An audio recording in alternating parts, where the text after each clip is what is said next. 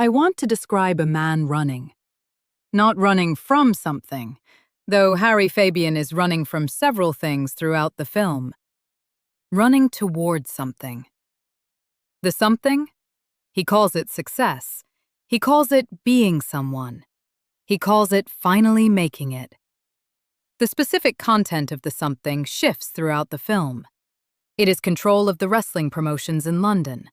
Then it is access to a specific wrestler. Then it is money. Then it is survival. The content changes. The wanting does not change.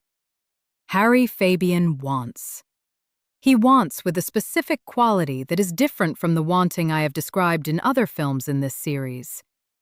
Jeff Bailey in Out of the Past wants, but has partially accepted that wanting will not produce what he needs. Walter Neff in Double Indemnity wants Phyllis Dietrichson, and the wanting overrides his judgment. Harry Fabian wants in the specific way of someone who has constructed the wanting as identity. He is not a man who wants things. He is a man whose wanting is who he is. If the wanting stopped, Harry Fabian would stop. The wanting cannot stop. He runs. Harry Fabian, Richard Widmark, is an American living in London in 1948. He works as a tout for a nightclub, which means he stands outside the club and persuades passing tourists and businessmen to come in. He receives a fee per customer he brings in. This is the bottom of the entertainment industry ladder. Harry does not believe he is at the bottom of the ladder. Harry believes he is between rungs, between where he is and where he is going to be. He has schemes. Always schemes. The specific quality of Harry's scheming, the schemes are not stupid. They have a logic, a plausibility, a specific intelligence that makes them seem possible for a moment. The moment, always short. His scheme in this film.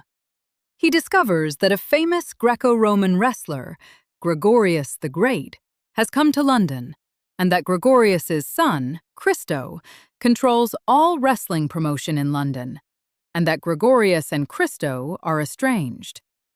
He approaches Gregorius. He arranges a promotion under his own name.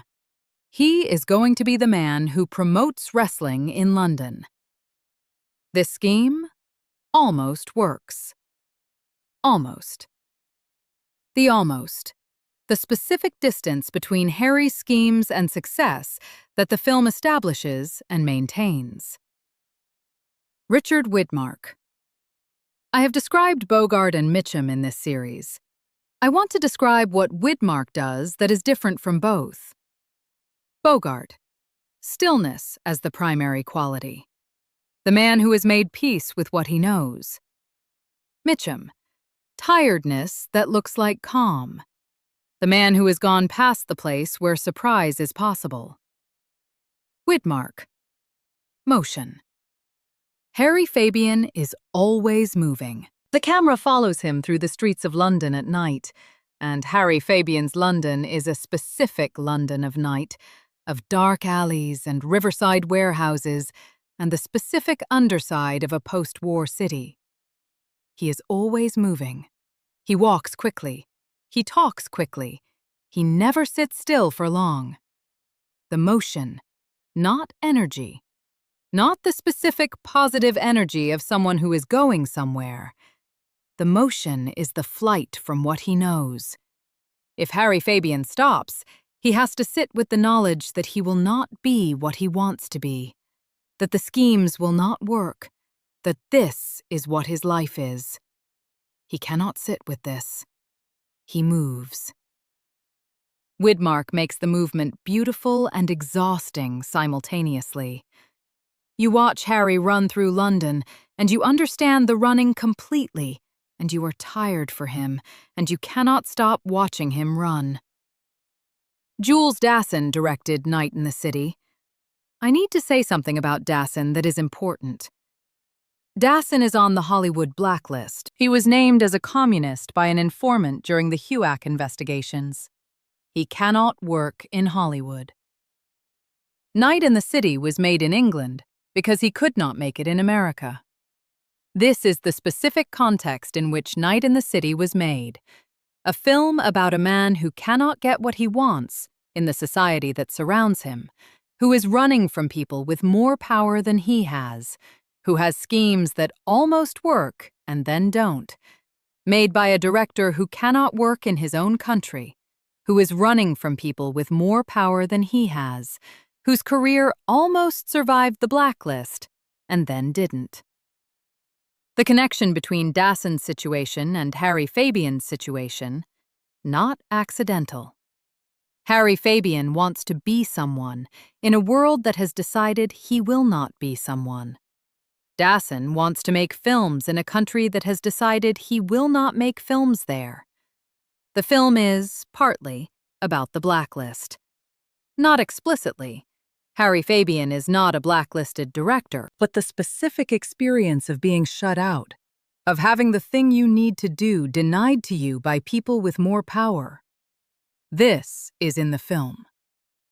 The London of Night and the City, not the London of Big Ben and Buckingham Palace, the London of the Embankment at 2 a.m, the London of the warehouses near the river, the London of the wrestling clubs and the nightclub touts, and the specific underworld of a city that has been bombed and is rebuilding, and has, in the rebuilding, created spaces in the rubble where things happen that would not happen in an intact city.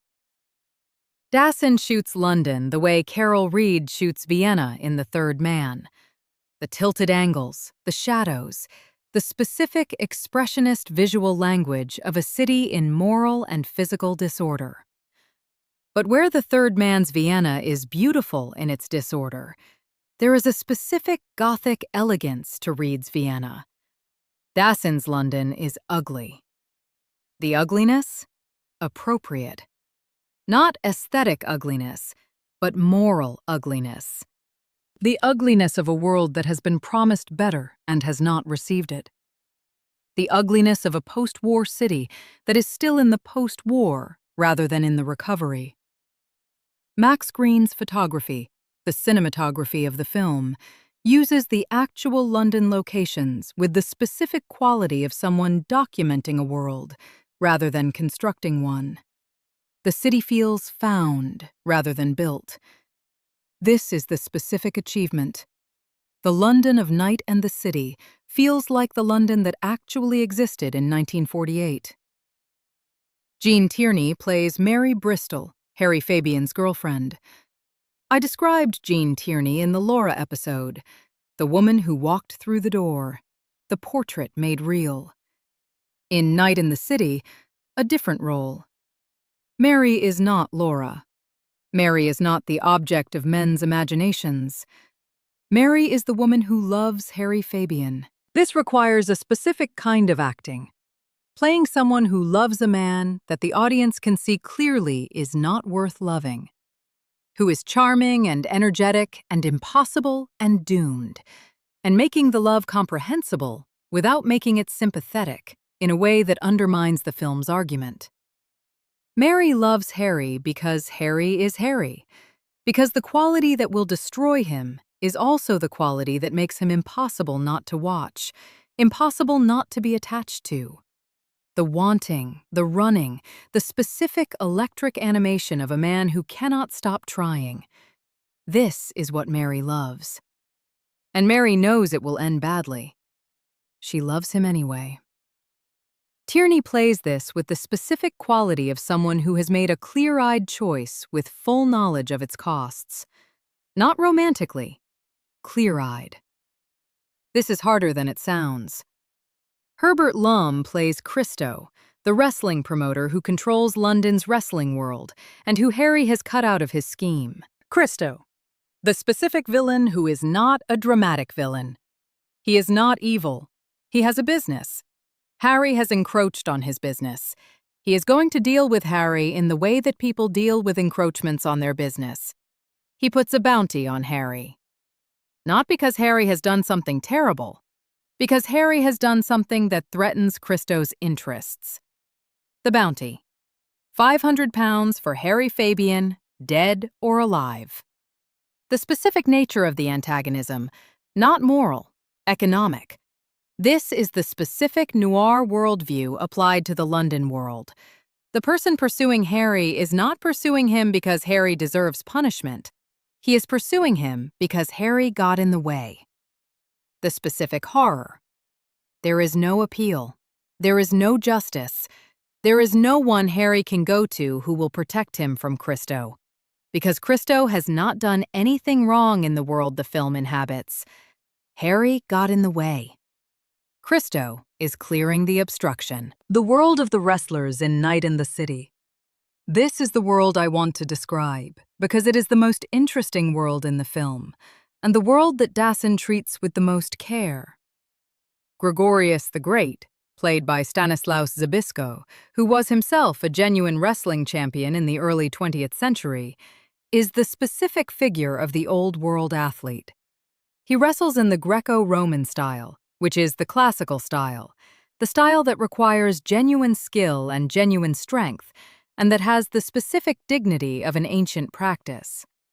His son Christo promotes professional wrestling, the theatrical version, the predetermined matches, the spectacle.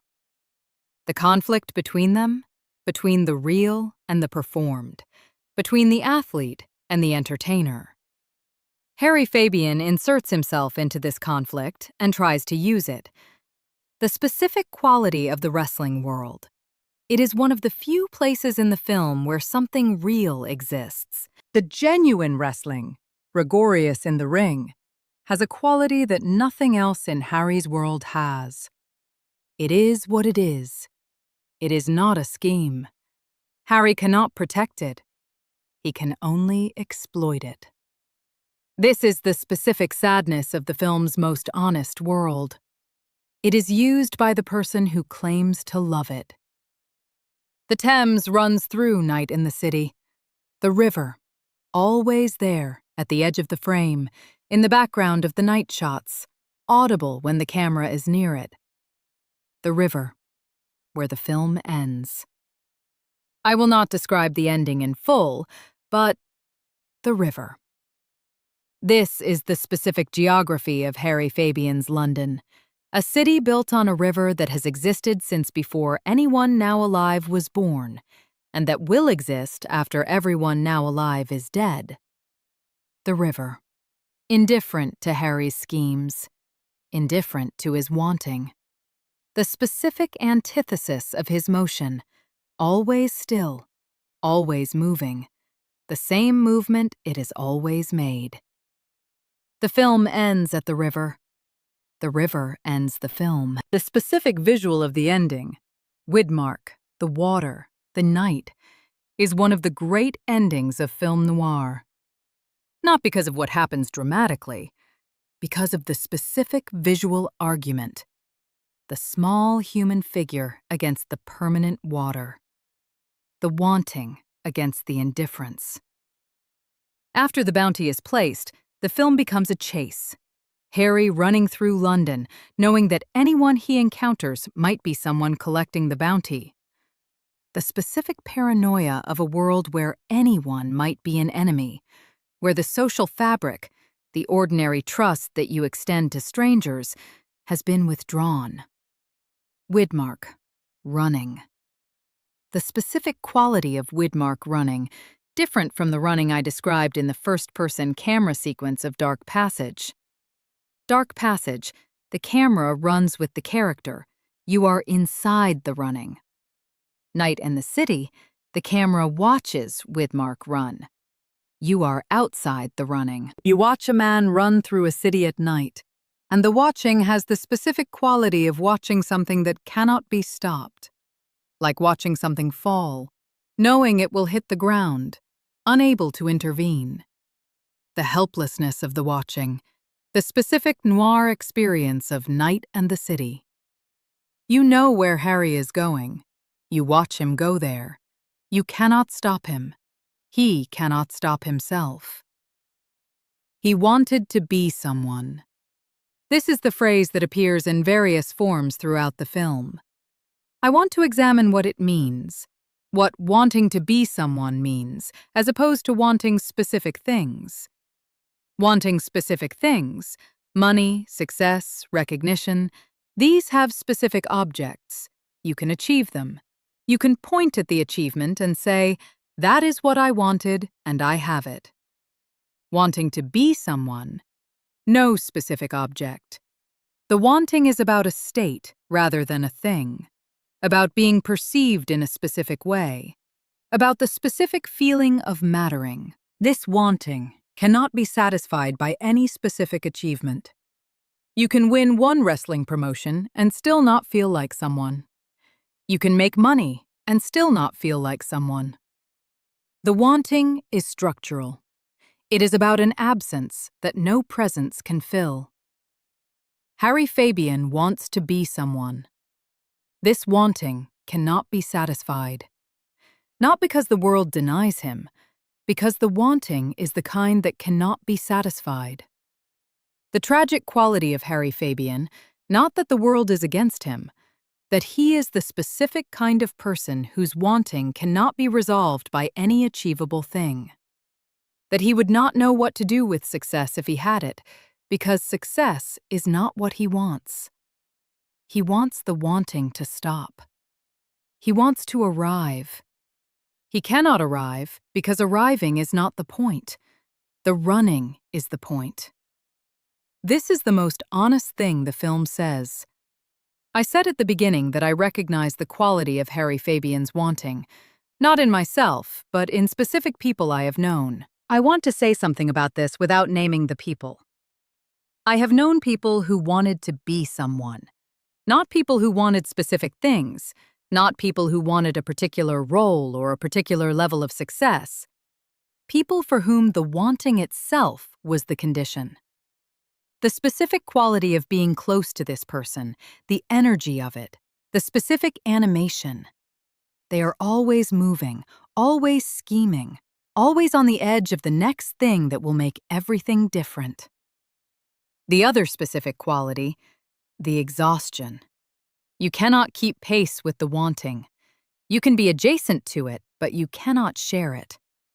The wanting is theirs, and they cannot put it down, and you cannot pick it up. Mary Bristol in Night and the City. She loves Harry. She is close to the wanting. She is not inside the wanting. She watches him run. She is the most accurate portrait I have seen on screen of what it is like to love someone who wants to be someone. She knows where it goes. She is there anyway. I want to return to Dassin and the blacklist because I think the connection is the film's most important and least discussed dimension. Harry Fabian is a man who cannot succeed in the world he is in, not because he lacks talent or intelligence, but because the world has specific structures that exclude him. Christo controls wrestling in London, and Christo will not share. Harry can scheme around the edges, but he cannot break in. Jules Dassin cannot work in Hollywood because the blacklist controls access, and the blacklist has decided he cannot work. He can make films in England, but he cannot make them in America. He can scheme around the edges, but he cannot break in.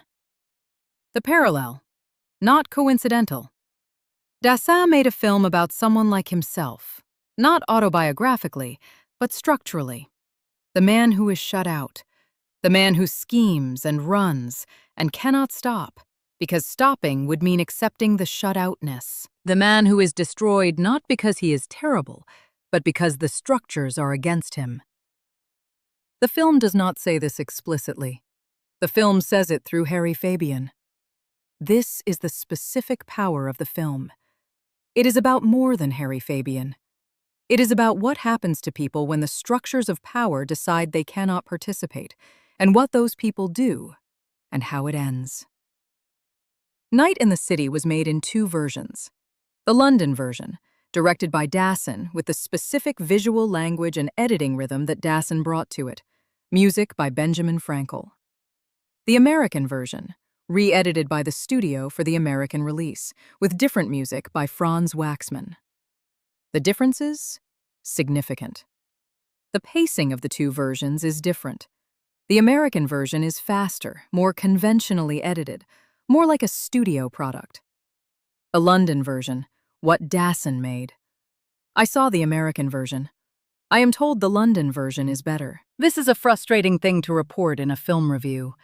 I have not seen the film as it was made. I have seen the film as the studio decided it should be distributed. The studio, more powerful than the director. The director, on the blacklist. The power dynamic, visible in which version reached the theaters.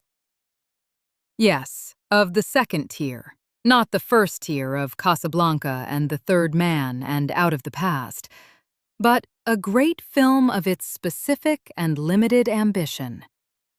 The ambition. To follow a man who cannot stop until he is stopped. To watch the wanting that cannot be resolved. To give the wanting a body.